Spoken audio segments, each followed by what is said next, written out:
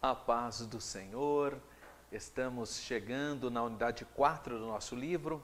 Imagino que você já deu uma folhadinha e percebeu que a unidade 4 iremos trabalhar 4 temáticas. A lição 9, judaísmo, a lição de número 10, islamismo e a lição de número 11, cristianismo. E finalmente, a lição de número 12, crenças aberrantes ou pseudo-cristãs. Então, a unidade 4 é um bloco que nós chamamos de monoteísmo. São as religiões monoteístas. E vamos iniciar com a lição de número 9, judaísmo. Essa é uma religião revelada, não pode se esquecer disso. Talvez seja importante eu falar para você que a Bíblia, no Evangelho de Mateus, Jesus faz uma exortação à comunidade judaica daquele período. Ele diz assim para os escribas e fariseus, ele fala: ai de vós, escribas e fariseus, que percorreis as ilhas do mar para fazer um prosélito, e depois o torna 2 vezes filho do inferno. Essa é uma indicação que o judaísmo na época de Jesus, ou seja, o judaísmo de 2000 anos atrás, ele já estava fora do que foi revelado a Moisés no Monte Sinai, basicamente 2000 anos antes.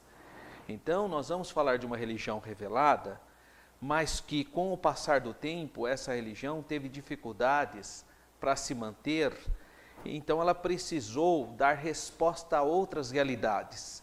E esse dar resposta às outras realidades modificou o conceito, alguns conceitos importantes, onde a tradição passou a mandar a religiosidade judaica. E é nesse aspecto que Jesus vai chamar a atenção dos escribas e fariseus. Lembrando que Jesus nasceu dentro desse mundo judaico, né? Dentro dessa religiosidade. Então vamos falar um pouquinho, refletir um pouquinho sobre judaísmo, lição de número 9. Bom, o significado da palavra judaísmo provém de Yudá, ou de Judá, né, que dá a palavra judeu. Judeu, então, ele era membro da tribo de Judá, uma das 12 tribos de Jacó, filhos de Jacó, presente na Palestina desde o século VI a.C. Uma outra definição é a perspectiva religiosa. Então, a primeira percepção é a percepção étnica, a segunda religiosa. A percepção religiosa aponta que o judaísmo é a expressão das crenças e das práticas revelada aos filhos de Israel por Deus, portanto é uma religião revelada. Não pode dizer que a Torá, ou seja, o Antigo Testamento, não seja a revelação. É a revelação de Deus, é a palavra de Deus. Agora, não se esqueça que o judaísmo não está calcado só em cima da Torá, só em cima. A base dele não é apenas as Sagradas Escrituras. A tradição, a interpretação, a Mishnah, a interpretação judaica acaba, às vezes, invalidando a própria lei de Deus, como Jesus já apontou para isso. Fundo histórico. Vamos ver um pouquinho de história sobre o judaísmo. Os hebreus, então, têm uma história única. Por quê? Porque de todos os povos da antiguidade, só temos o povo judeu com a mesma característica de 4.000 anos atrás. Então, se você provavelmente você estudou o ensino fundamental e depois no ensino médio também, na 5ª série, ou 6º ano agora, você estuda em história as nações antigas, né? História antiga. E aí você estuda a Babilônia, você estuda o Egito, você estuda os fenícios, os sumérios, acádios, persas, assírios, e também se estuda o povo de Israel. De todos esses povos que eu cito para você, só o povo de Israel continua sendo o mesmo povo, com a mesma língua hebraica, com a mesma capital, Jerusalém, e com a mesma religião, judaísmo. Então é uma coisa inédita entre as nações do mundo. Vamos dar um exemplo agora aleatório. Vamos pegar o Egito. O Egito é hoje a República Árabe do Egito, mas não é mais o mesmo egípcio da época dos faraós. Aqueles egípcios da época dos faraós hoje são representados por 10% da população chamada coptas, que são cristãos. Mas o egípcio, hoje ele é árabe, ele fala árabe, a religião dele é islamismo. Não tem mais nada a ver com aquele povo do Antigo Egito. Agora o povo de judeu não, o povo judeu é o mesmo povo. Então já mostra que se trata de uma nação peculiar. É isso mesmo que o nosso livro vai apontar, dizendo que esse é um povo que experimentou sensorialmente a presença de Deus. E nesse caso é o único povo mesmo que passou por tal experiência. Onde está localizado o povo que nós vamos falar hoje, ou a religião judaica, onde ela nasce? Aqui está, esse é o Oriente Médio.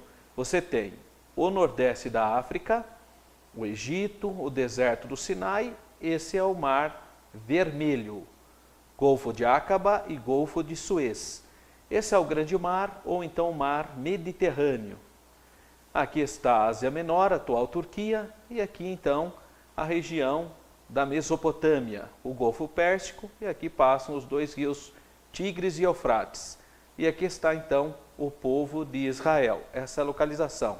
Esse corredor aqui que liga Europa, Ásia e África.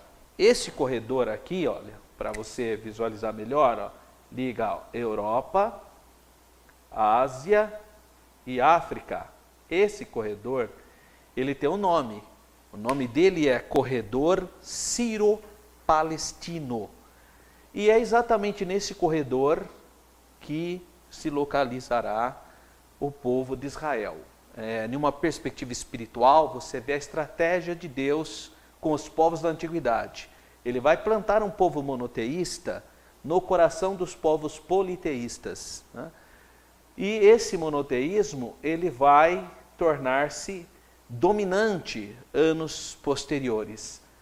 Ele estará na rota comercial dos povos. Quem sai do Egito ou do Nordeste, o antigo Sudão, ou da Líbia, quem sai desse Nordeste da África, comerciantes que vão vender marfim, animais, peles, ouro, escravos para a Ásia ou para a Europa, a única ponte terrestre é exatamente onde estava localizado Israel.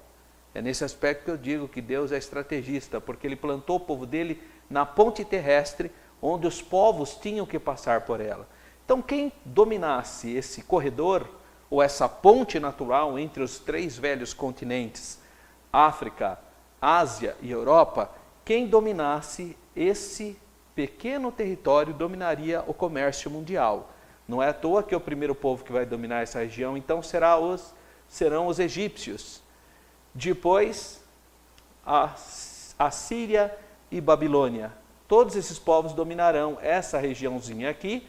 Por que eles farão isso? Porque quem dominava essa região dominaria o mercado mundial. E depois será a Grécia. A Grécia também dominará essa região, porque era a ponte que ligava os três antigos continentes. Portanto, quem domina essa área domina o comércio mundial. Então, olha como Israel estava localizado estrategicamente. Atualmente, esse é o mapa de Israel, considerando esses chamados territórios onde tem maioria dos palestinos.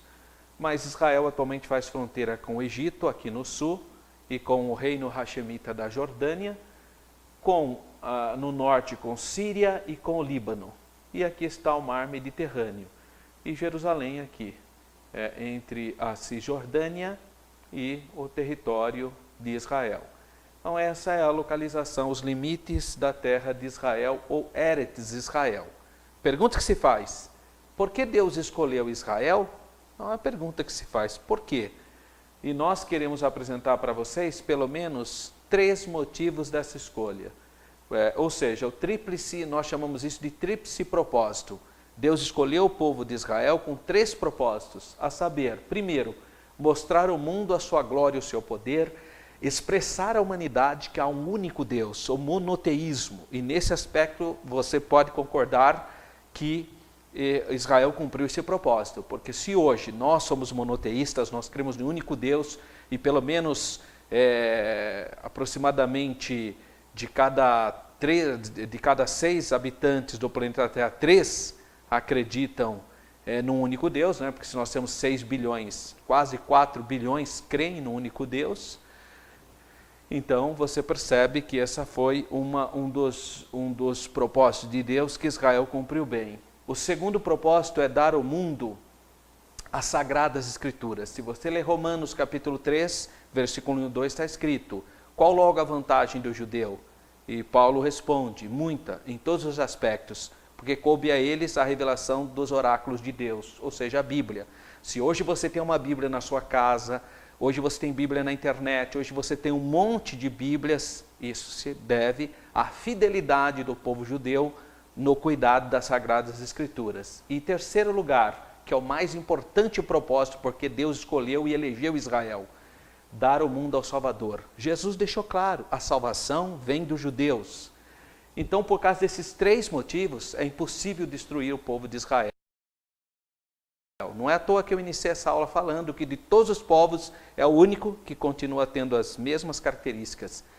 Mesma língua, mesma localização geográfica, mesma capital Jerusalém e mesma religião, o judaísmo. Por quê? Porque Deus os escolheu com um propósito de abençoar a humanidade. Esse foi o propósito de Deus com relação a Israel. A bênção e a promessa de eleição Deus fez para os patriarcas, os 3 grandes patriarcas, Abraão, Isaque e Jacó. Esses 3 receberam a mesma promessa, que através do povo judeu, todas as nações do mundo seriam abençoadas. Aqui, apenas por curiosidade, está a grande mesquita em Hebron, antiga Kiriat Arba.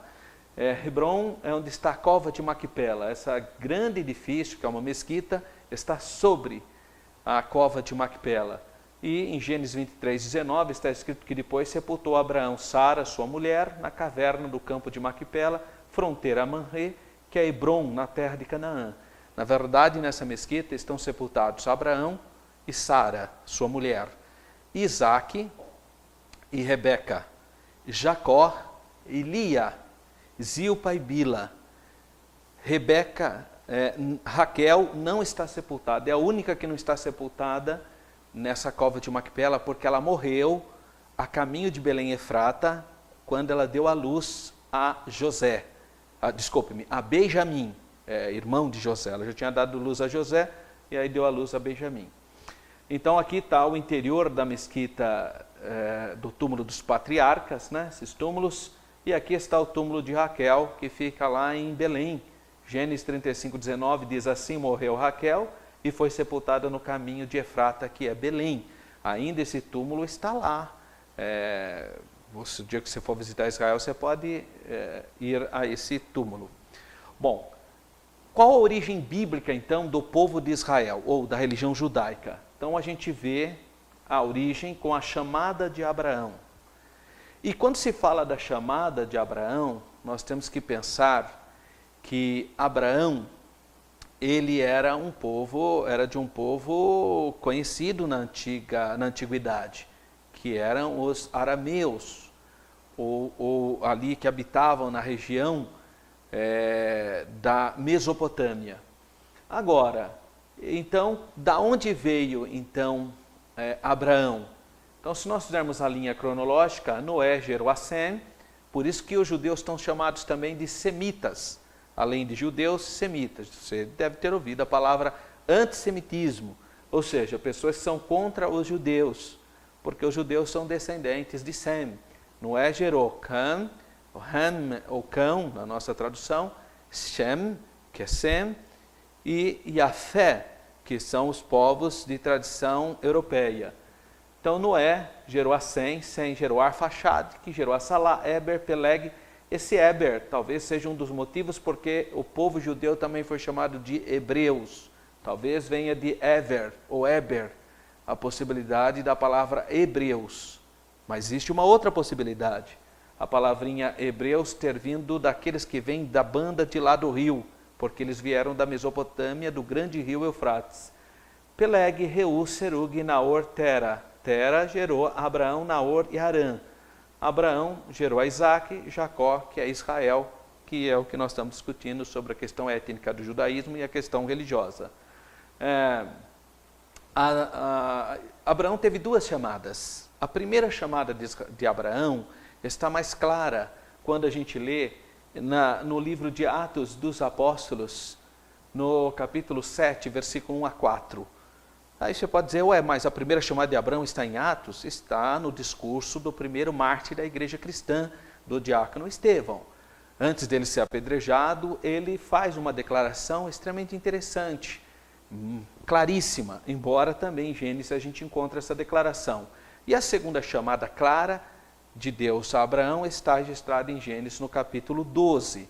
Então vamos ler a primeira chamada de Abraão, que essa que eu disse de Atos 7, 2 a 4. Diz assim, e ele disse, isso aí é Estevão antes de ser martirizado, varões, irmãos e pais, ouvi, o Deus da glória apareceu a nosso pai Abraão, ou apareceu a Abraão, nosso pai, estando na Mesopotâmia. Isso é uma informação interessante, que Deus apareceu para Abraão quando ele morava entre os rios Tigres e Eufrates, na cidade de Ur dos Caldeus. O que mais que ele diz? Antes de habitar em Harã, porque Gênesis capítulo 12, Deus aparece para ele, mas ele está morando em Harã, não está mais na Mesopotâmia. E o Senhor disse, sai da tua terra e dentre a tua parentela e dirigir-te-á para a terra que eu te mostrar. Então saiu da terra dos caldeus, que é a Mesopotâmia. A palavra Mesopotâmia é uma palavra grega. Mesor significa meio ou entre, e potamos, rios. É uma palavra que está em português que não foi traduzida, que é do grego, é o hipospotamos, que é o bicho lá, o hipopótamo. Hipos é cavalo em grego, hipotamos, rios, cavalo do rio. Mesos, entre, potamos, rios. Mesopotâmia. Abraão era um mesopotâmico, ou seja, ele nasceu entre os rios Tigres e Eufrates, na cidade de Ur dos Caldeus. E ele fala de dirigir-te à terra que te mostrar. Então saiu da terra dos caldeus, que é a Mesopotâmia, e habitou aonde? Em Harã, que é a Síria hoje. Onde está a Síria? Onde está este conflito, a guerra civil da Síria. E dali, depois que seu pai faleceu, Deus o trouxe para essa terra em que habitais hoje, que é a terra de Israel. Então veja, a primeira chamada de Abraão, por isso que eu disse que Abraão teve duas chamadas. A primeira foi quando ele morava na Mesopotâmia, lá na cidade de Ur dos Caldeus. Bom, ainda falando dessa primeira chamada, a gente encontra em Gênesis 11, 27, 32 a seguinte informação. E essas são as gerações de Tera. Tera gerou a Abrão, a Naor e Arã. E Arã gerou a Ló. E morreu Arã, estando seu pai Tera ainda vivo, na terra do seu nascimento, em Ur dos Caldeus. E tomaram Abrão e Naor mulheres para si, e o nome da mulher de Abrão era Sarai, e o nome da mulher de Naor era Milca, filha de Arã, pai de Milca e pai de Iscá. E Sarai foi estéril e não tinha filhos. E tomou Tera Abraão seu filho, e Aló filho de Arã, filho do seu filho, e Sarai sua nora, mulher de seu filho, Abrão. E saiu com eles de Ur dos Caldeus, para a terra de Canaã. Mas eles vieram até Harã e habitaram ali. E foram os dias de Tera, 205 anos, e morreu Tera em Harã. Por que esse texto é importante? Porque mostra que eles saíram da onde? De Ur dos Caldeus. Mas aqui não está falando que Deus apareceu para Abraão. Quem é que fala que Deus apareceu para Abraão? O mártir Estevão. Então, no dia que o Estevão ia ser apedrejado, ele falou o que o Espírito Santo revelou para ele, que o Deus da glória apareceu para o nosso pai Abraão quando ele morava em Ur dos Caldeus. Por que ele não foi direto para Canaã, como Deus mandou ele ir para Canaã? Por que ele parou em Harã? Possivelmente por causa de Tera, o pai dele. Porque é um sistema patriarcal que nós estamos falando. Quem manda é um patriarca. Então Deus falou para Abraão para ele ir para Canaã. Mas Tera, que é o pai de Abraão, provavelmente falou, não, a gente vai para Harã, próximo de Canaã, mas não é Canaã. E por que Harã? Porque Harã era uma das cidades tão bem desenvolvidas na época quanto Ur dos Caldeus, uma cidade importante da região. Bom, vamos ver a segunda chamada. O que diz a segunda chamada, então? Está em Gênesis, aí sim, a segunda chamada está em Gênesis capítulo 2, versículo 1 a 5. Diz assim, Ora, o Senhor disse a Abrão, sai-te da tua terra e da tua parentela e da casa de teu pai, e para a terra que eu te mostrarei. E far-te-ei uma grande nação, e abençoar-te-ei e engrandecerei o teu nome, e tu serás uma bênção. E abençoarei os que te abençoarem, e amaldiçoarei os que te amaldiçoarem. E em ti serão benditas todas as famílias da terra. Assim partiu Abrão, como o Senhor lhe tinha dito, e foi Ló com ele. E era Abrão da idade de 75 anos, quando saiu de Harã. Está vendo? Essa é a segunda chamada. Foi o Senhor que mandou ele sair de Harã. Mas aí o pai dele já tinha morrido, que é o Tera.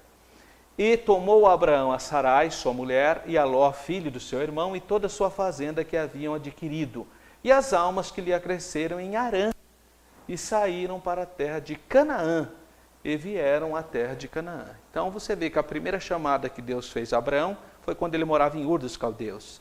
E agora a segunda chamada, quando ele morava em Harã, Deus apareceu para ele novamente, o pai dele Tera já tinha morrido, ele era o novo patriarca, porque esse é um sistema patriarcal, e Deus falou, agora você vai sair e você vai para a terra de Canaã. E aí Abraão obedece. Bom, na terra de Canaã o que aconteceu?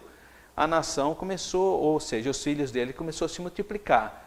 Isaac, Jacó, as 12 tribos, e aí nessas 12 tribos, você sabe que um dos filhos foi José. José era o preferido de Jacó, e isso trouxe, obviamente, para uma família polígama, trouxe conflitos ao ponto dos seus irmãos venderem para o Egito. É importante você saber que a história de José é uma das mais belas da Bíblia, mas também a rede internet fez uma vez uma pesquisa, não sei se 10 anos atrás, eu não lembro, e para descobrir qual a mais bela história da humanidade. E a história de José foi escolhida como mais bela, que realmente é uma história emocionante, você certamente conhece, né? Bom, e disso depois no Egito é que a nação começou a se desenvolver. Então olha que mistério. Deus enviou o povo de Israel para o país mais desenvolvido da época. O Egito era um império, era o país mais desenvolvido daquelas regiões, era o Egito naquele momento. E foi lá que Israel entrou em gestação como nação, porque ele já sai de lá como nação, só que ele vai passar 430 anos sob aquela influência cultural. É importante você entender por que nós não podemos afirmar que a língua hebraica foi a língua que Deus falou com Adão. Não tem jeito. Por quê? Porque a língua hebraica ela passa por esse processo. Abraão não falava hebraico, Abraão falava arameu, o aramaico. Aí foi para Harã, depois foi para Canaã, começou certamente a falar línguas semíticas da região, e camíticas também. Aí depois Israel ficou 430 anos no Egito, certamente adquiriu uma série de linguagens egípcias, o próprio nome de Moisés, que é o nome egípcio. Então quando ele retorna para Canaã, então ele vem falando com uma língua diferenciada. Se você ler com atenção, com cuidado, o diálogo entre Jacó e Labão, você vai perceber que Labão não entende a língua de Jacó, porque Jacó já era a terceira geração dos filhos de Abraão, que Abraão gerou a segunda geração, gerou a Isaac, Isaac gerou a Jacó, era neto de Abraão, e ele já falava uma língua que não era igual a do vô, que veio de Ur, de maneira que Labão não entendia a língua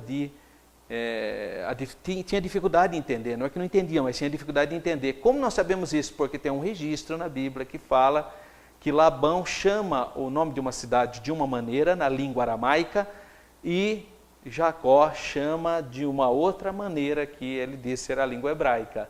Só que depois de 400 anos, passando por um impacto do egípcio, e depois entrando de novo na terra de Canaã, sofrendo o impacto de novo dos cananeus, a língua hebraica passa por toda essa transformação. Então a língua hebraica que nós temos hoje não tem sentido ser a língua inicial, porque ela passou por um processo de construção. Tudo isso eu estou dizendo para você entender como é dinâmico a história do povo de Israel. E depois de todos esses anos no Egito, Deus levanta Moisés. A história de Moisés você conhece, ele sai para ver os seus irmãos, vê um egípcio maltratando o seu irmão, ele mata, e aí precisa fugir.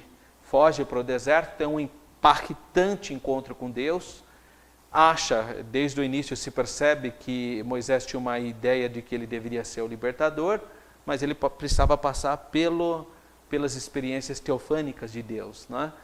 De maneira que ele, aos 40 anos, quando estava cheio de toda a ciência do Egito, preparadíssimo, Deus achou que ele não estava preparado na percepção divina, não. Ele estava preparado na nossa percepção. A gente acha que a pessoa que estuda, se forma e tem 40 anos de idade, está perfeito para exercer. Mas Deus não entendeu dessa maneira, né? Ele precisou ficar mais 40 anos como pastor de ovelhas no deserto.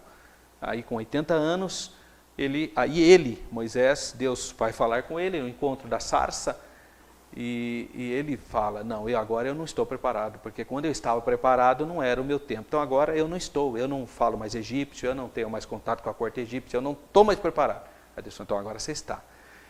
É um recado que Deus dá para mim e para você, que o nosso preparo é importante quando a gente está no centro da vontade de Deus e depende de Deus. Quando você se prepara achando que na sua força, na sua capacidade, então você está despreparado. Nós só estamos preparados quando estamos no centro da vontade de Deus.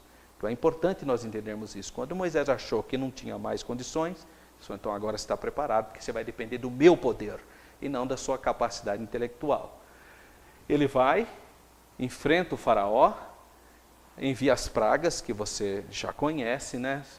E finalmente então ele, após essas 10 pragas, lembrando que cada praga atacava as divindades do Egito, porque o Egito é um país politeísta, cria muitos deuses, né? Águas transformam em sangue, o rio é sagrado no Egito, rãs simbolizava a divindade no Egito, piolhos foi o que levou os sacerdotes do Egito a se preocuparem, que o pó virar piolho, fez com que isso despertasse a consciência religiosa da classe sacerdotal egípcia em pensar, isso deve ser o dedo de Deus, não é mais magia, porque até o rio ficar vermelho, as rãs, a cobra, na varas, havia uma ideia de achando que Moisés estava usando de truque ou de ilusionismo, porque os magos do Egito faziam isso. Então eles projetaram em Moisés o que eles faziam, mas quando o pó virou piolho, isso despertou neles uma consciência de que não devia ser magia, devia ser o poder de Deus. E as doenças que vieram sobre o gado, sobre as pessoas, úlcera, o granizo, lembrando que o gado é sagrado no Egito, o poiapes, a vaca, rator e outros animais são sagrados no Egito. E eles começaram a ficar enfermos. A úlcera, tanto o faraó quanto o sacerdote sabia que úlcera era a desaprovação das divindades. E eles ficaram com úlcera, então eles foram teoricamente desaprovados diante das divindades. O granizo matou as aves celestiais, o híbris, o falcão sagrado, o gavião, etc.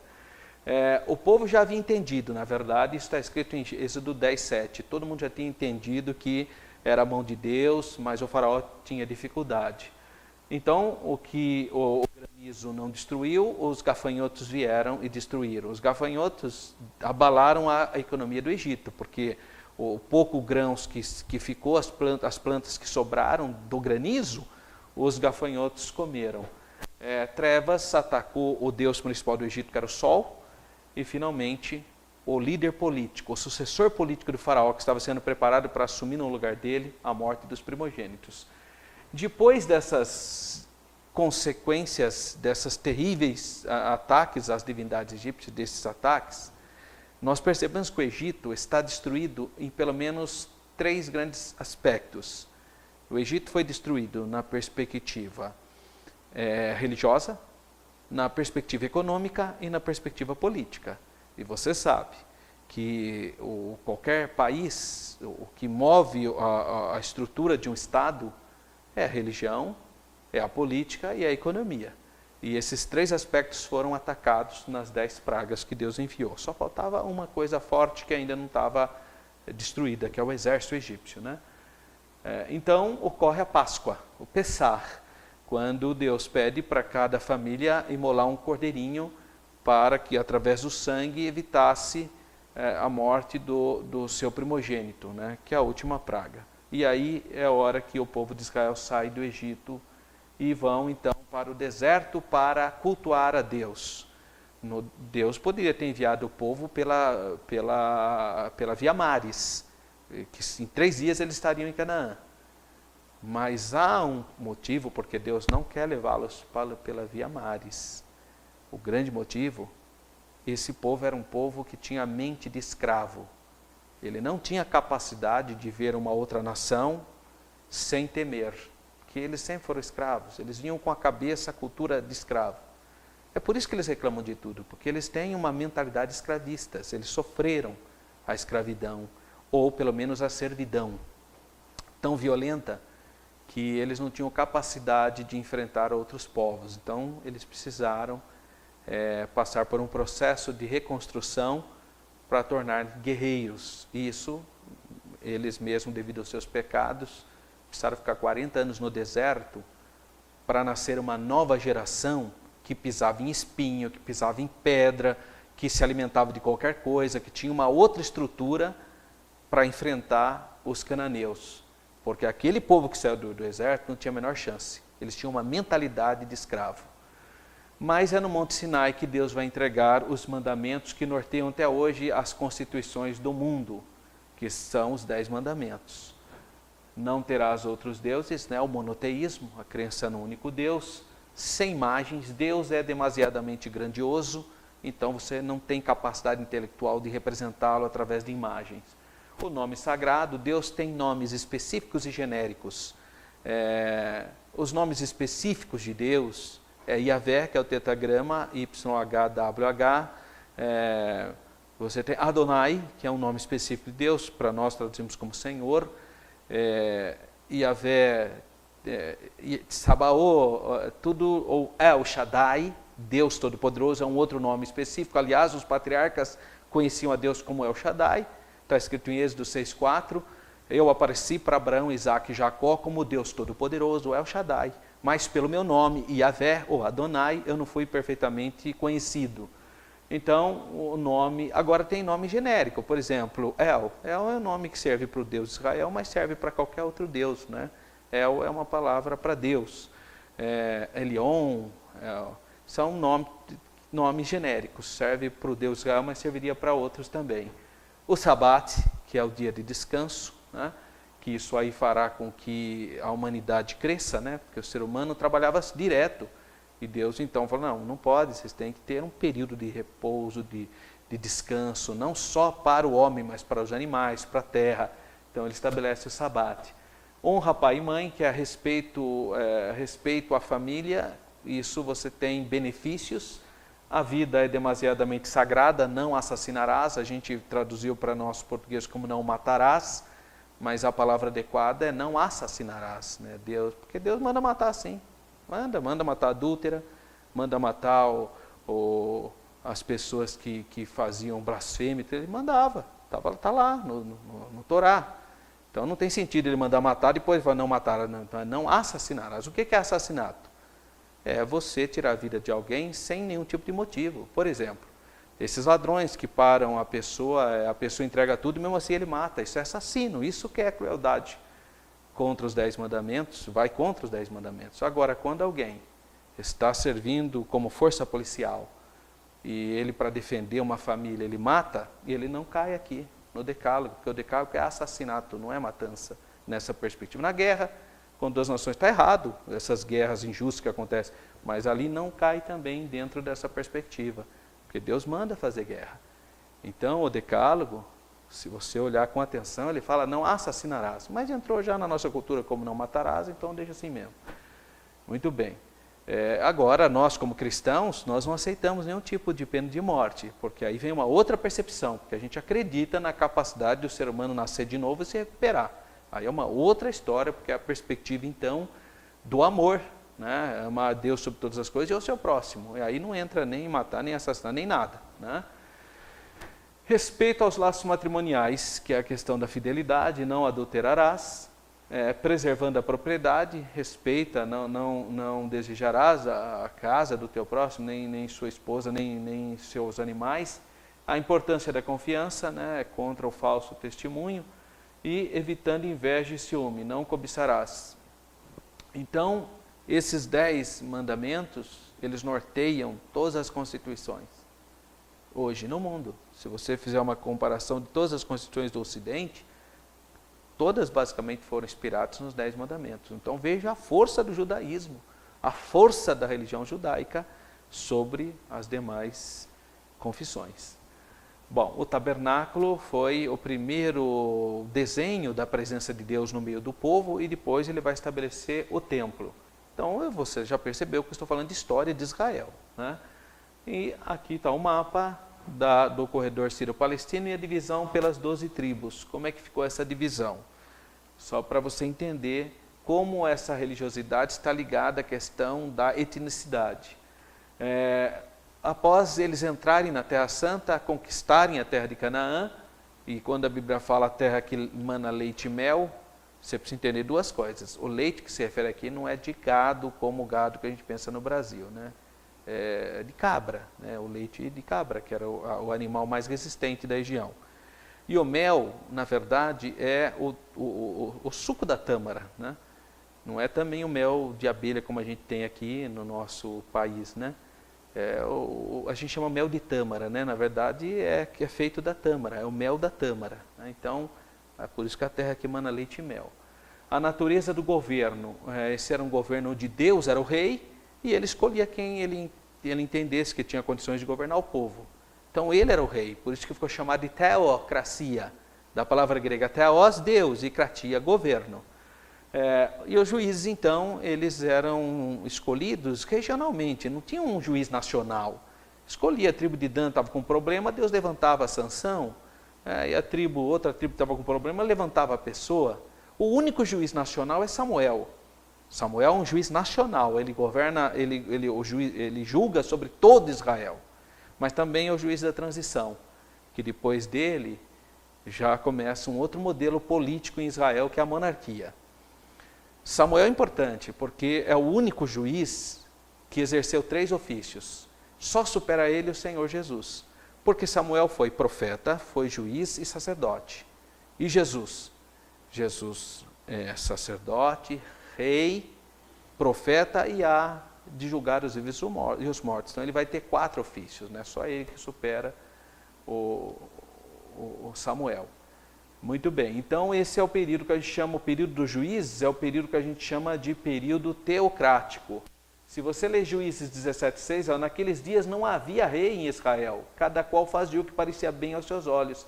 Essa expressão é muito comum, naqueles dias não havia rei em Israel, cada um fazia o que parecia bem aos seus olhos. É o período dos juízes. Então, até Atos fala a mesma coisa, e suportou-lhes os maus costumes no deserto por espaço de quase 40 anos. E havendo destruído as 7 nações na terra de Canaã, deu-lhes o território delas por herança, durante cerca de 450 anos. Depois disso, deu-lhes juízes, até o profeta Samuel. Então, o profeta Samuel foi o último juiz, ou o juiz da transição, porque depois já começa o que nós chamamos de monarquia. Então, a monarquia, ela começa com Saul. O rei Saul, da tribo de Benjamim, a menor tribo de Israel, é o escolhido por Samuel, né, por Deus, através de Samuel, para governar Israel. Ele começou muito bem, se percebe que Israel começou a ter uma posição de nações, né, como as outras nações, com o rei, mas depois ficou muito mal. Então, o que começou bem terminou muito mal. E, lamentavelmente, ele foi substituído, então, e foi o próprio profeta Samuel que, direcionado por Deus, escolhe Davi para ser. Davi, então, é considerado o maior monarca e a ele está ligado às promessas messiânicas, inclusive milenares. Essa parte aqui, o roxinho, foi o tamanho do reino de Davi, porque às vezes a gente tem uma percepção achando que é um grande reino. Jerusalém, na época de Davi, era muito pequena. Então, quem conhece Jerusalém hoje, sabe onde está a esplanada das mesquitas. Aquilo não fazia parte do reino de Davi. Aquilo era o Monte Moriá. Era só a parte sul de Jerusalém. 300 metros quadrados, basicamente. Essa era Jerusalém que Davi tomou dos jebuseus. Então, uma cidade muito pequena. Um reino muito pequeno, mas para a época era uma coisa muito grande, né? Salomão, sim. Salomão teve um império tão grande que chegou até o rio Eufrates, inclusive pega a cidade de Damasco, na Síria, e vai até o ribeiro do sul do Egito. Olha, esse verde aqui seria o reinado de Salomão, só que só vai acontecer no milênio. Nunca mais aconteceu. Ninguém em Israel conseguiu chegar a esse tamanho de reino, até hoje. Só Salomão. Isso só vai repetir no reino do Senhor Jesus, que é o milênio, que é a promessa feita através de profecias bíblicas, tanto de Isaías como de Jeremias e Ezequiel. Tá? Então é importante nós entendermos isso. Davi, então, ficou no imaginário do povo de Israel, como sendo o maior monarca. Ele compôs salmos, matou gigante, né, que é importante, e organizou culto a Deus. Né? É Davi que faz isso. Não construiu o templo, porque foi proibido por Deus. E lá em Jerusalém hoje tem o túmulo de Davi, a sepultura. E engraçado que Pedro, lá em Atos capítulo 2, versículo 29, quando ele está fazendo o discurso dele, ele diz assim: homens e irmãos, seja-me lícito dizer-vos livremente acerca do patriarca Davi, que ele morreu e foi sepultado, e entre nós está até hoje a sua sepultura. Engraçado que Pedro fez esse discurso no cenáculo, e o cenáculo fica do lado do túmulo do rei Davi, hoje em Israel, ainda hoje. Interessante isso. Bom, o Davi então morre e assume o filho dele, Salomão. Salomão sim, esse vai construir o templo, mas para ele construir o templo e para reconstruir Jerusalém, ele cobra muito impostos do povo, ele faz uma estrutura de tributação muito pesada, né? Isso vai ter consequências, não só nisso, mas também pelos seus pecados, né? Agora, eu queria ler isso aqui com você, em 1 Crônicas 21, 22, 26, porque é o contrato de compra e venda do monte do templo. Porque o judeu pode falar que onde está a mesquita hoje, ou melhor, o Domo da Rocha, que os muçulmanos falam que é deles, mas eles não têm o comprovante do documento de compra e venda daquilo. O judeu tem, está escrito na Bíblia. Lá em 1 Crônicas 21, 22 a 26, está escrito assim: então disse Davi a Ornã: dá-me o lugar da eira pelo seu valor, para eu edificar nele um altar ao Senhor, para que cesse esta praga de sobre o povo. Respondeu Ornã a Davi: toma-o para ti, e faça o rei, meu senhor, o que lhe parecer bem. Eis que dou os bois para os holocaustos, os trilhos para a lenha, o trigo para a oferta de cereais, tudo dou. Mas o rei Davi disse a Ornã: não, antes quero comprá-lo pelo seu valor, pois não tomarei para o Senhor o que é teu, nem oferecerei holocausto que não me custe nada. E Davi deu a Ornã por aquele lugar o peso de 600 ciclos de ouro. Então Davi edificou ali um altar ao Senhor e ofereceu holocaustos e ofertas pacíficas e invocou o Senhor, o qual lhe respondeu do céu com fogo sobre o altar do holocausto. Então aí está o certidão, né, o documento de compra e venda do Monte Moriá, feito por Davi. E é ali que foi construído posteriormente o Templo de Salomão. Os artistas retrataram o Templo de Salomão dessa maneira. Isso é curioso. Por quê? Porque aqui em São Paulo tem uma denominação evangélica que construiu um templo também e apelidou aquilo de Templo de Salomão.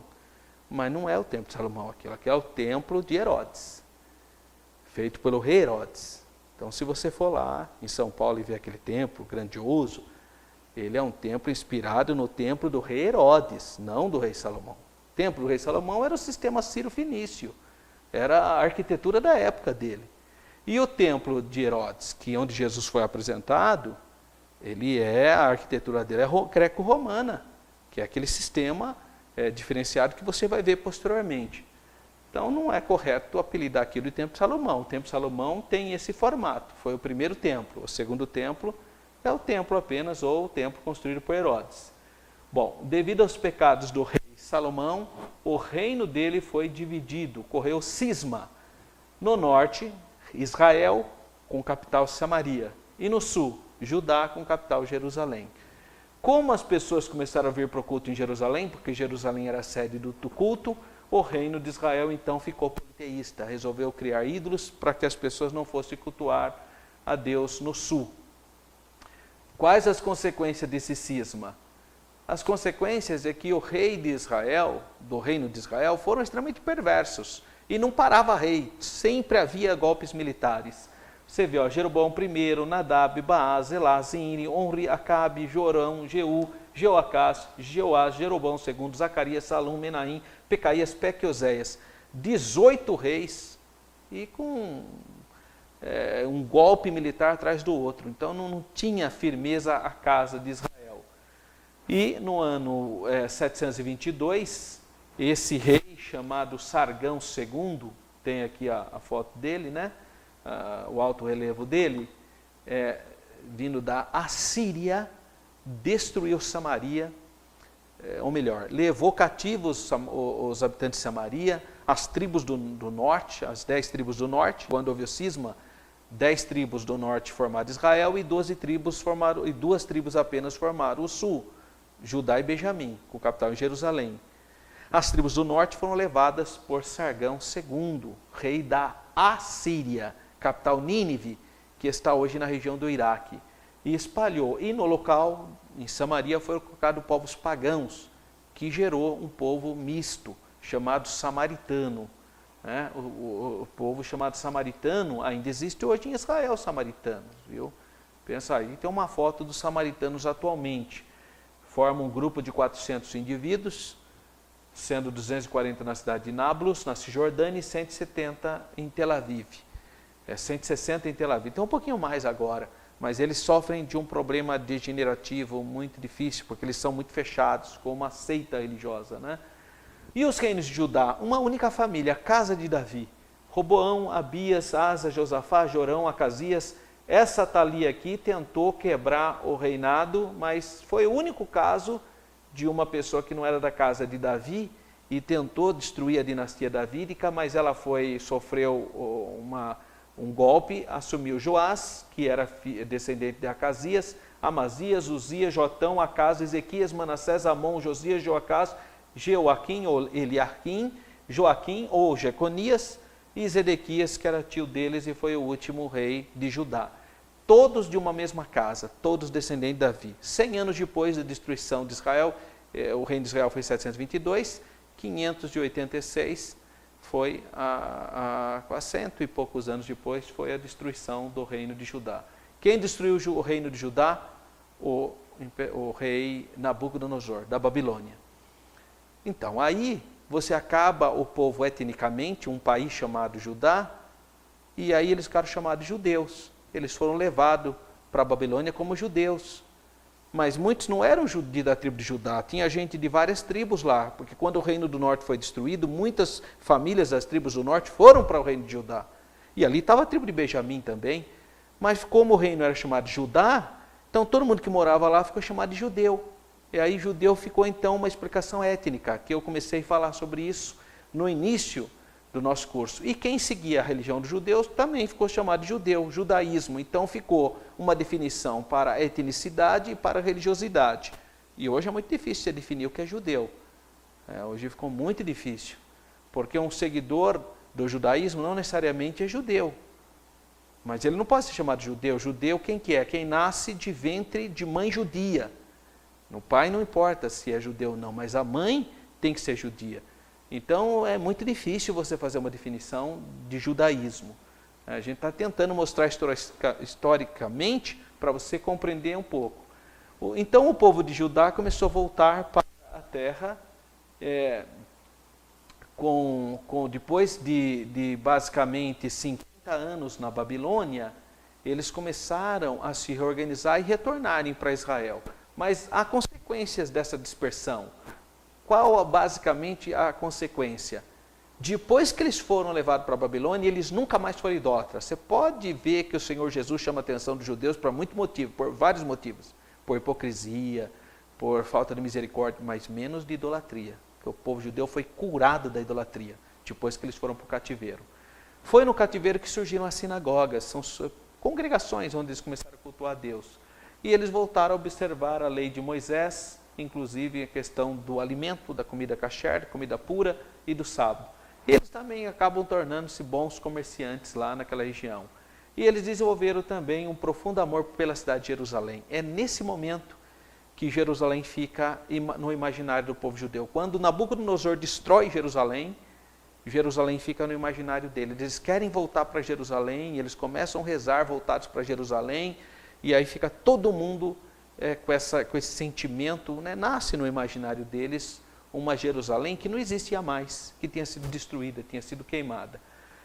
O reino da Babilônia foi destruído pelos medos e persas, e quando o Ciro assumiu o poder, o rei Ciro da Pérsia, em 536, ele liberou todos os povos para voltar para os seus países, porque a Babilônia tinha feito um estrago, né? Onde ela entrava, ela misturava povos, fez uma confusão de povos.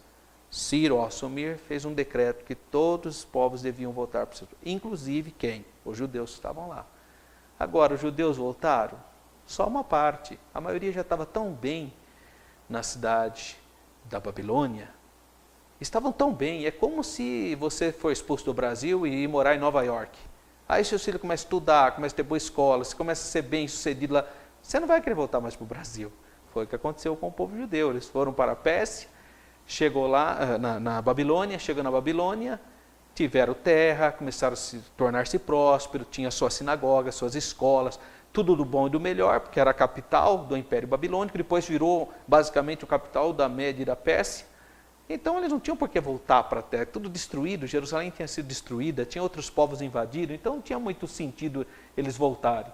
Mas eles voltaram mesmo assim em alguns retornos, né? Não foi um retorno muito bem sucedido, mas teve a volta. A primeira pelo príncipe Zorobabel, a segunda por Esdras e a terceira por Neemias. E aí aquela comunidade foi crescendo novamente, porque Jerusalém foi reedificada.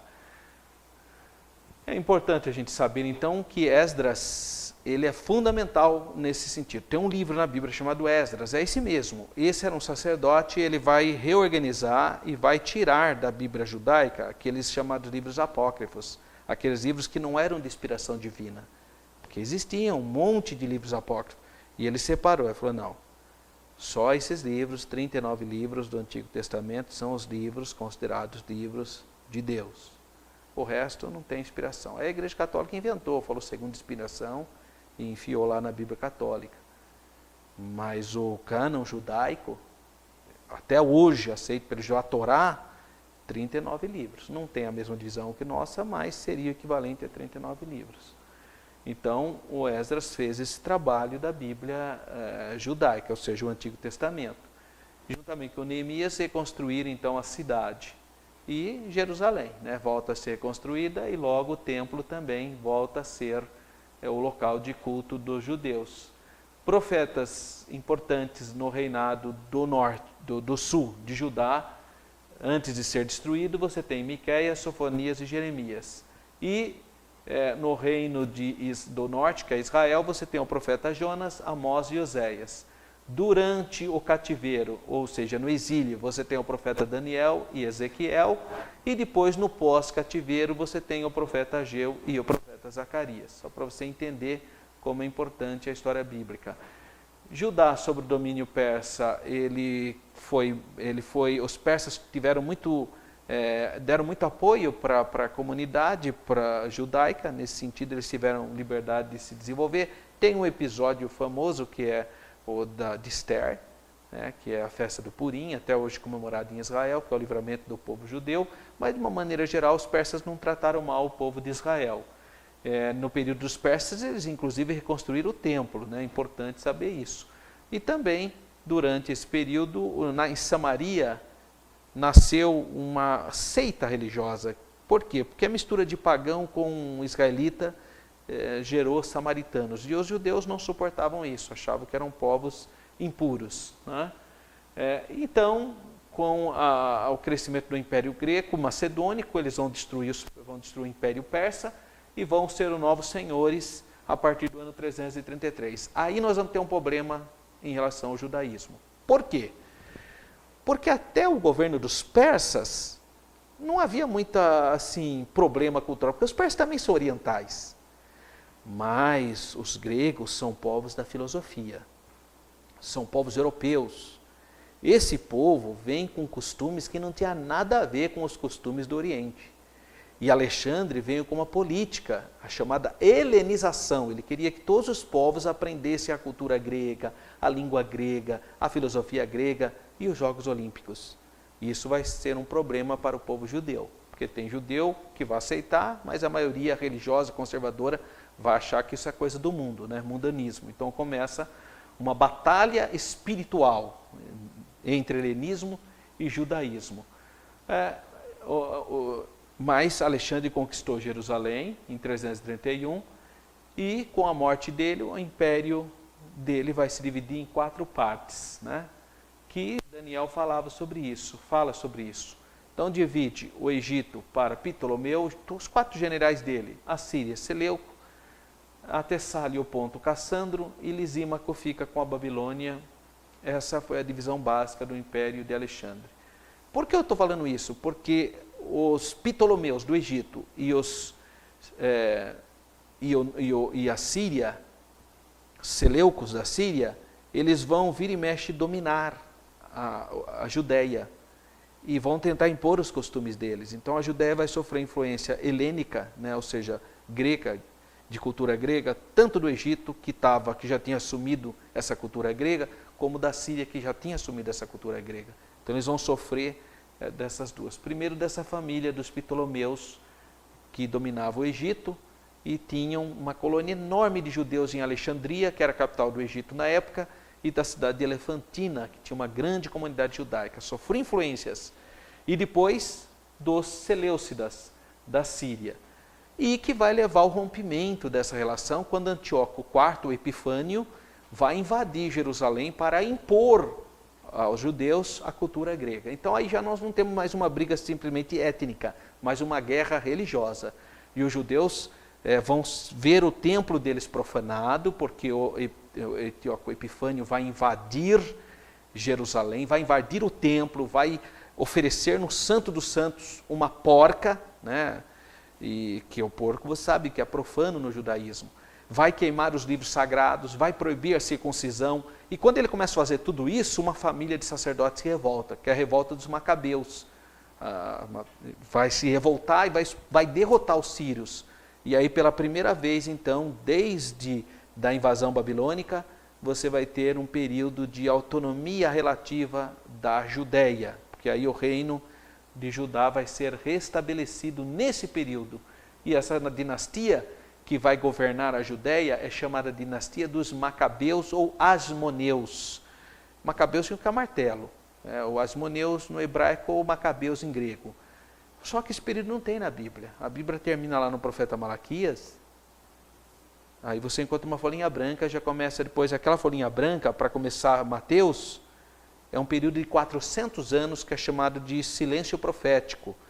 E é esse período que eu estou falando agora, que governou os Macabeus. Eles vão purificar o templo, ou dedicar o templo a Deus, por isso que a Bíblia em João fala que Jesus participou de uma festa de dedicação, essa festa aqui, da purificação do templo.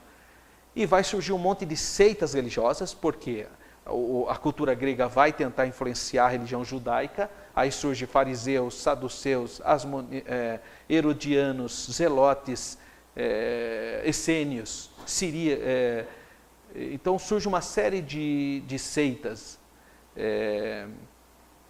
no meio do judaísmo. Um dos motivos é essa influência grega. Ocorre, a família que governa Israel, ela recebe essa influência grega, até o nome dos reis deles são reis de nomes gregos, e isso vai trazer desgaste para a família dos Asmoneus, são reis sacerdotes. Então, só para você ter uma ideia, a Palestina na época de Jesus era dividida dessa maneira, olha, ou melhor, a Judá, né? Você tem a Galileia, você tem Decápolis, que são cidades gregas, de população grega, morando aqui perto do Mar da Galileia, e você tem então a região da Judéia e Samaria. Estava essa divisão naquele período da região.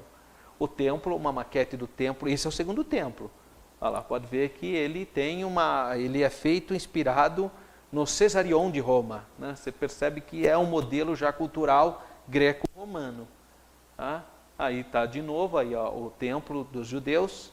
Então o judaísmo passa por toda essa história. Claro que ele vai mudar muito do que a lei de Moisés falava, de acordo com respostas às novas realidades, respostas às religiões medo-persa, resposta às religiões politeístas da Babilônia, resposta ao helenismo grego. Então tudo isso vai criando uma classe sacerdotal antenada com o mundo e obviamente vai ficando diferente do que propunha o judaísmo de Moisés, né? Ou seja, a religião judaica. Eu coloquei aqui um desenho, um autorretrato de um historiador da época chamado Flávio Joséfo. Ele escreveu livros fantásticos sobre a época.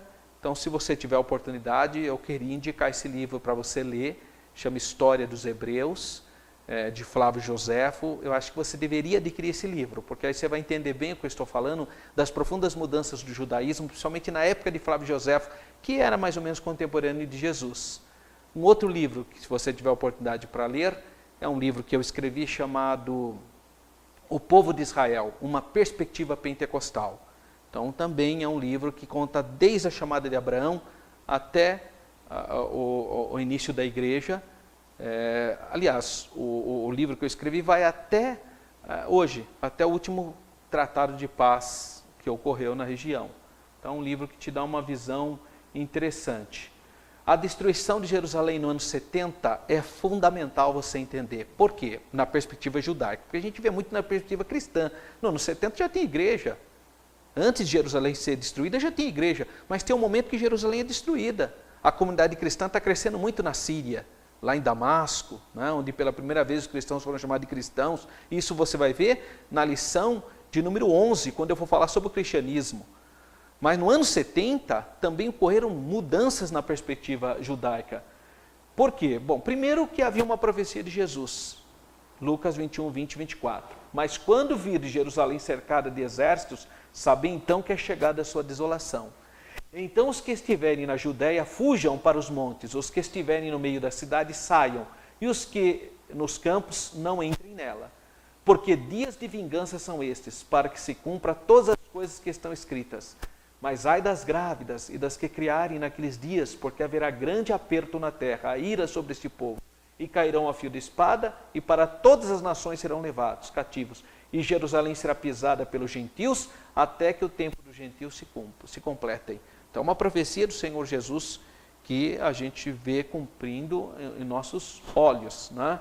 Então, Jerusalém foi destruída e, com isso, foi destruído o coração do judaísmo. Tudo no judaísmo se voltava para o serviço do templo. Tudo era focado no templo de Jerusalém. E aí a alma, o coração do judaísmo é ferido quando Jerusalém é destruída. Parecia até que Jerusalém, que o povo judeu, a religião judaica tinha sumido. A única coisa que ficou foi esse muro, essa parte de baixo aqui, dessas grandes pedras do complexo do templo, que o general Tito deixou para provar para gerações vindouras o poder da ciência de guerra dos romanos. Tá? Por isso que ele deixou isso aí. E isso ficou sagrado para os judeus, porque é o único resquício do complexo do templo que ficou em pé. Então aí estão as grandes pedras e os judeus rezando em volta dele. Aí uma foto minha também, porque eu sempre que possível eu vou lá para fazer cursos de arqueologia e outros cursos, como ocorreu em janeiro de 2015. Aqui está ainda o muro. Esse é um monumento que está em Roma, na Itália, o Arco de Triunfo de Tito. Se você tiver a oportunidade de ir para a Itália, ou já foi, você viu esse desenho aqui, o candelabro, sendo levado pelos judeus cativos que Tito está levando para o desfile triunfal dele em Roma. Após a destruição de Jerusalém no ano 70, então, os judeus precisaram se reinventar. Porque se o coração do judaísmo, que era o templo, foi destruído, então eles têm que mudar. O que eles vão fazer então? Então uma nova geração de judeus, herdeiros da derrota e da destruição de Jerusalém, vai aparecer. E alguns remanescentes, como o rabino Gamaliel, que sobreviveu à grande tragédia, ou à destruição de Jerusalém, do seu povo. E o rabino Yohanan ben Zakkai, um rabino muito famoso em Israel na época após a destruição. Esses rabinos sobreviveram, eles fugiram de Jerusalém basicamente. Esses rabinos foram para Tiberíades, na Galileia, que é uma cidade importante hoje na Galileia, ainda hoje, e fundaram academias judaicas, de onde governavam os judeus. Porque Jerusalém foi destruído, mas não foram todas as cidades de Israel destruídas. Foram destruídas quais cidades em Israel? Aquelas que apoiaram a revolta judaica. Existiram cidades em Israel que não apoiaram a revolta judaica? Existiram. existiram cidades que não apoiaram. Então essas cidades foram protegidas. Só que eles não tinham mais o templo. Como que eles iam fazer? Como que eles iam exercer o judaísmo quando não tem mais a principal válvula que alimentava a fé judaica, né? Então eles vão ter que mudar a percepção. Esse período, próximo basicamente do ano 70, até mais ou menos o ano 130, esse período é chamado de período Yavne, porque a cidade de Yavne é onde estavam os principais sábios judeus que começaram a reinventar o judaísmo. Por que reinventar? Porque não tem mais templo. Como que eles vão oferecer sacrifício? Não pode mais, não tem templo. Então eles vão transformar o sacrifício em oração. Vão começar a orar, né? É a geração de Yavne, ou período Yavne. Yavne é o lugar onde se estabeleceu o Sinédrio judaico. Um período que dura aproximadamente 70 anos, da destruição de Jerusalém até o ano 135, com a revolta de um judeu famoso chamado Simão Bar Kova, a revolta de Bar Kova. Por que esse Bar Kova se revoltou contra Roma?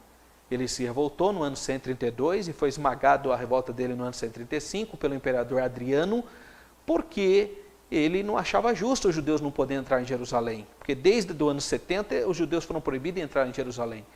E o imperador Adriano resolveu transformar Jerusalém em uma cidade pagã e começou a construir templos pagãos, remodelando Jerusalém, e queria batizar o nome da cidade de Jerusalém como Aelia Capitolina. Aí os judeus se revoltaram e entraram na guerra e apareceu esse falso Messias, chamado Bar Kova, e ainda foi apoiado por um rabino famoso, chamado Rabino Akiva, apresentou ele como Messias. A revolta de Bar Kova foi resultante da política romana. O estopim da revolta judaica deve ter o contexto histórico. Quando o imperador romano Adriano visitou o Oriente Médio, ele prometeu restaurar a Judéia e judeus, mas ninguém sabe por motivo.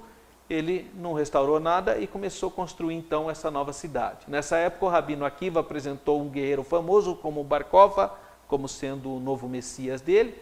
Como ele conseguiu algumas vitórias no início, o povo se entusiasmou, né? Achando que ele era mesmo o Messias. Os cristãos, o judeu que era cristão naquela época foi perseguido por Bar Kova, porque ele falava que era o Messias. E os judeus cristãos diziam que era Yeshua, que era Jesus o Messias, né? Ele conseguiu tomar algumas fortalezas romanas. Assim, a província da Judéia era a mais problemática do Império Romano, porque ela lutava pela autonomia dela. A revolta judaica foi sufocada em 135 pelos romanos. O imperador Adriano, temendo outro levante, proibiu a entrada de judeus em Jerusalém e construiu uma nova cidade. Tirou o nome de Jerusalém, não existia mais Jerusalém. Foi batizada a nova cidade como Aelia Capitolina. Foi construído o templo de Adonis e outros templos de Júpiter, lá na antiga cidade de Jerusalém, que não existia mais. E para acabar com o nacionalismo judaico, ele mudou o nome de província de Judéia para Palestina. Por isso que hoje chama Palestina aquela região. Porque o imperador romano Adriano, para acabar com o nacionalismo do povo judeu, batizou toda a região com o nome dos filisteus, porque Palestina é o nome dos filisteus. Na verdade, Palestina é só a faixa de Gaza, nacionalismo judaico. Tá? Esse era o objetivo dele. E, portanto, os resultados da revolta dos judeus, qual foi no ano 132? Bar Kova foi capturado e esfolado vivo, né?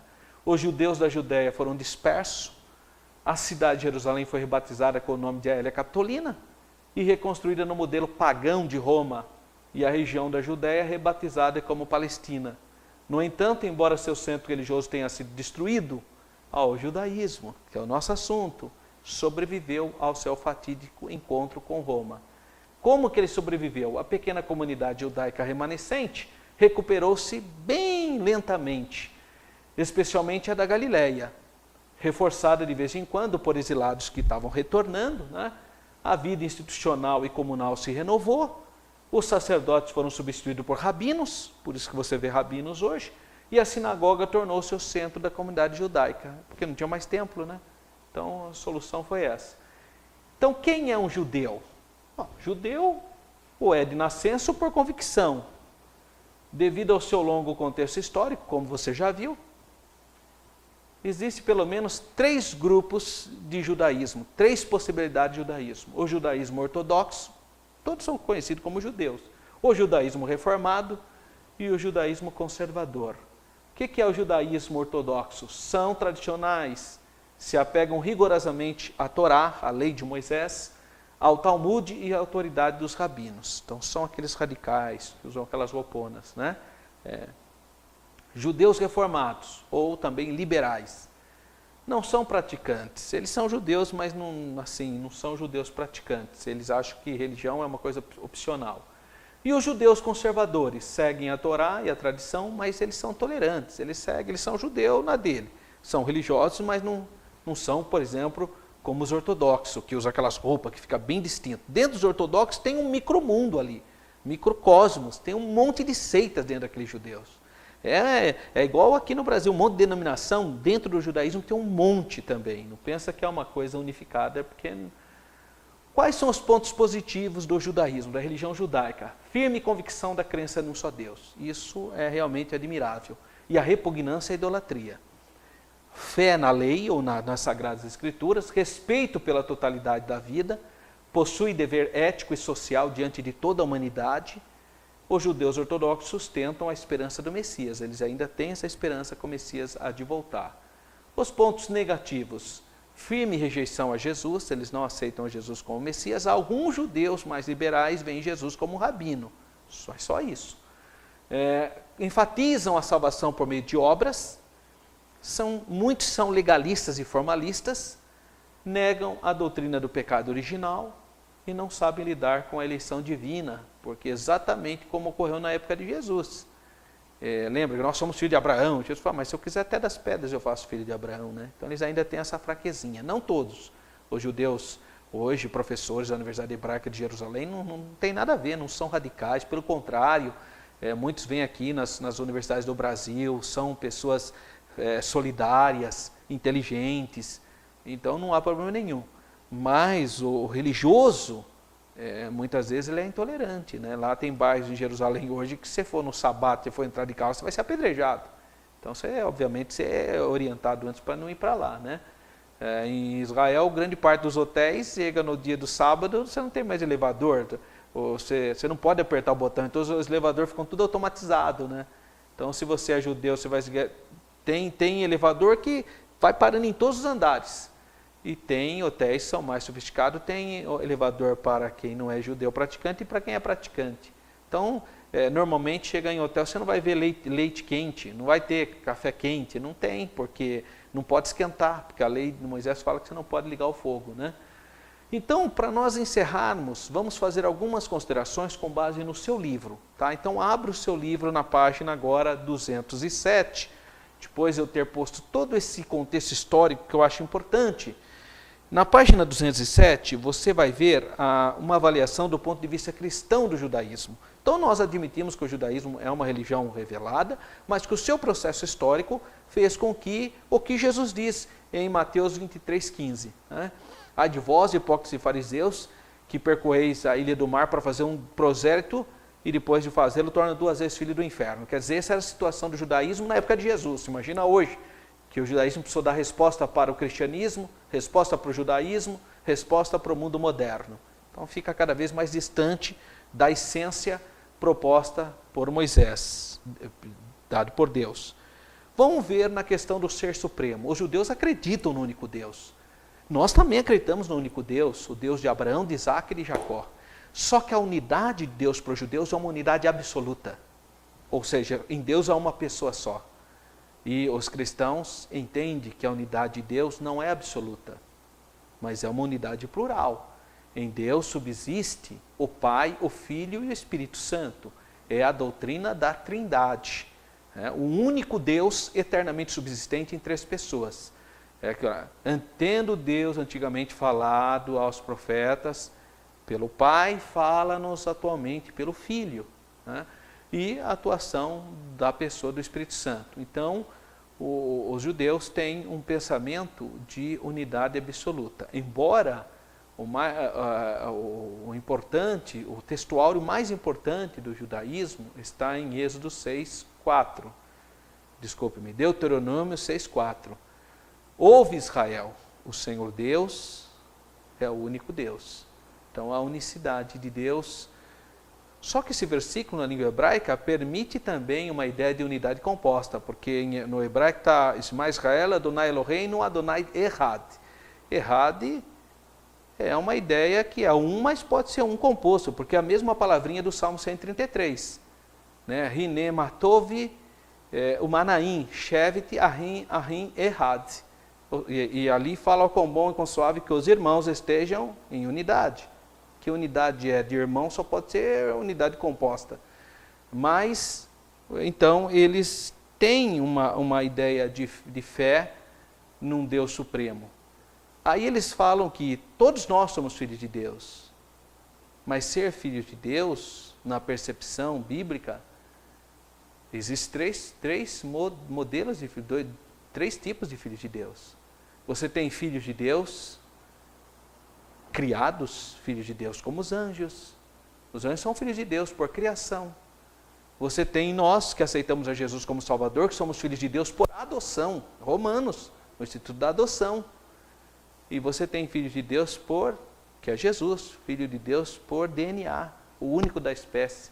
Então, João 3,16, porque eu vou falar de maneira parafraseada para facilitar para você.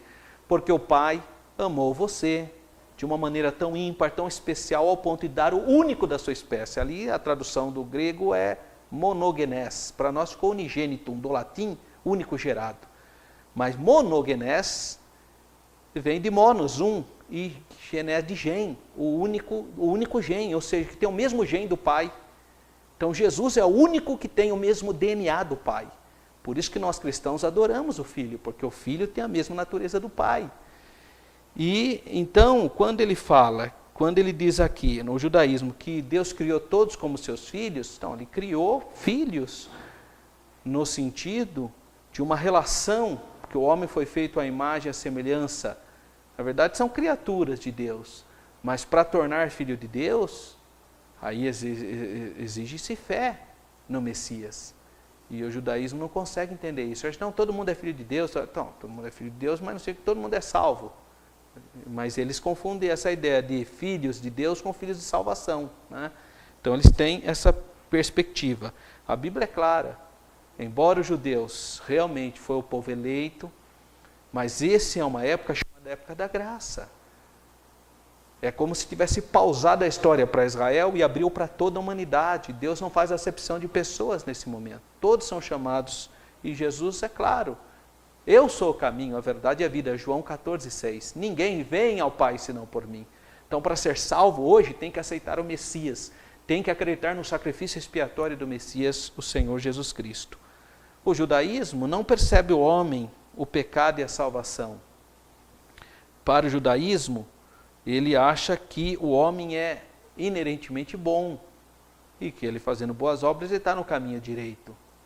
Mas a Bíblia é claro, todos pecaram e destituídos estão da glória de Deus. Então, se todo homem é bom, como explicar os crimes então que existem na humanidade? Se todo homem é bom, como você explica essa violência? Então não há um problema chamado pecado original, que quando Adão pecou, Eva, a nossa forma, que é Adão e Eva, ficou torta. E todo mundo que nascer dessa forma está torto também, por isso que todos pecaram. Então vem Jesus para restaurar isso e nos levar de volta ao Pai. Já falei da questão do povo escolhido. A Bíblia é clara em dizer que é o povo escolhido. A Bíblia diz isso. Romanos capítulo 11, eu quero que você leia Romanos capítulo 11 para você entender que Paulo fala que Deus não rejeitou Israel, que ainda vai voltar o tempo para eles. Mas enquanto a igreja estiver aqui, a salvação então está para todos os povos através do Senhor Jesus. O dia que Jesus arrebatar a igreja e vai iniciar um período da grande tribulação, aí as coisas voltam para o judeu. Aí termina o tempo dos gentios, volta as coisas para os judeus. Mas enquanto a igreja estiver aqui, é o chamado período da graça. Quem aceitar o Messias como Salvador é salvo. Inclusive o judeu. Tem igreja em Israel? Eu fui na igreja em Israel. Tem judeu crente que aceita Jesus como Messias. Então são os fiéis. Então hoje, para ser salvo, tem que aceitar a Jesus como Salvador. O dia que Jesus arrebatar a igreja, aí começa um outro período da história, as coisas vão ser encaminhadas para a conversão de Israel. E, finalmente, a questão do destino futuro. Para os judeus, é o reino messiânico. Mas a Bíblia diz que o reino messiânico é de 1000 anos. após o reino messiânico, Satanás será solto e vem arrebatar as nações para lutar contra os santos, cair fogo do céu e destruí-lo, e iniciar o juízo final, os ímpios serão julgados. E aí nós teremos toda uma eternidade onde Deus e a cidade de Jerusalém nova será a nossa vida eterna. E para isso nós temos que ser transformados. E só está o nome escrito no livro da vida quem lavar as suas vestes no sangue do Cordeiro. Então, não se resume a um reino messiânico, transcende a esse reino messiânico. Embora nós reconhecemos que o povo judeu é um povo que Deus tem uma obra no contexto histórico, escatológico, nós discordamos com o judaísmo por ser uma religião que não aceitou o Messias, mas continuou na dureza do coração, embora tenha muita gente piedosa, embora protegeram o Antigo Testamento no sentido de não perverter as Sagradas Escrituras, mas o judaísmo de hoje está tão longe de Deus quanto da época do Senhor Jesus.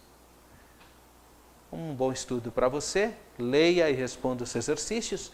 Próxima aula nós vamos falar sobre o islamismo, que é a aula de número 10. Até mais!